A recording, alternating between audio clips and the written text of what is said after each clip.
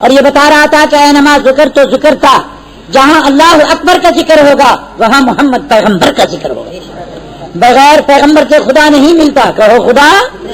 اگر کوئی کہتے میں نبی کو چھوڑ دوں، مصطفیٰ کریم کا دامن چھوڑ دوں، محمد عربی کا حدیث چھوڑ دوں، بغیر حدیث کے قرآن ہی سمجھ نہیں آتا.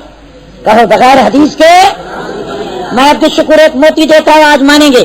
وہ پرویز کتنا انگریز، بہت تیز شرنگیز، وہ کہتا ہے حدیث بکواس ہے، اس کا ستیہ ناش ہے، بغیر حدیث کے قرآن سمجھ نہیں آتا. یہ کس نے آپ کو کہا یہ قرآن ہے؟ یہ کس نے کہا محمد نبی ہے؟ یہ کس نے کہا خدا خدا ہے؟ خدا کی قسم قرآن قرآن نہیں بنتا جب تک محمد کی زبان نہ کہے. حضور نے فرمایا یہ قرآن ہے، یہ میرا رب رحمان ہے، یہ اللہ کا اعلان ہے، یہ میرا بیان ہے، یہی محمد کا فرمان ہے، اسی پر ایمان ہے. کہو اسی پر. قرآن کہتا ہے نماز پڑھو، حدیث تشریح کرتی ہے. قرآن کہتا ہے روزہ رکھو، حدیث اس کا افطار اور ساری بتاتی ہے. قرآن کہتا ہے زکات دو، حدیث کہتی ہے کہ 30 بکریاں ہوں، تقریباً 40 بکریاں ہوں، 30 گائے ہوں، 5 اونٹ ہوں، 8.5 تولہ سونا ہو، 52 تولے چاندی ہو، اور اتنا عشر ہے. جتنی زکات کے احکامات ہیں محمد کی حدیث بتاتی ہے. کہو کیا بتاتی ہے؟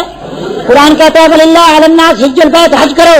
حدیث کہتی ہے احرام ہو، علم غم سے ہو، پگڑی اتارو، ٹوپی اتارو، سر کو منڈاؤ، کرتا اتارو، لبیک کہو. جتنے حج کے احکامات ہیں محمد کی حدیث کہتی ہے. تو اس کو کیا کہتے ہیں بولو؟ قرآن میں اذان ہے نہیں ہے؟ قرآن میں صحابہ کا نام ہے بولو نا؟ قرآن میں پورا کلمہ ہے؟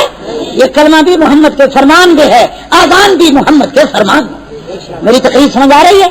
حدیث کی ضرورت ہے. کہ حدیث کی یہ سبحان اللہ سبحان العظیم سبحان العلی تحیات للہ، یہ جتنی دعائیں ہیں یہ سب محمد کی حدیث ہے. غور سے کہو محمد کی. بغیر حدیث کے قرآن بھی سمجھ نہیں آتا.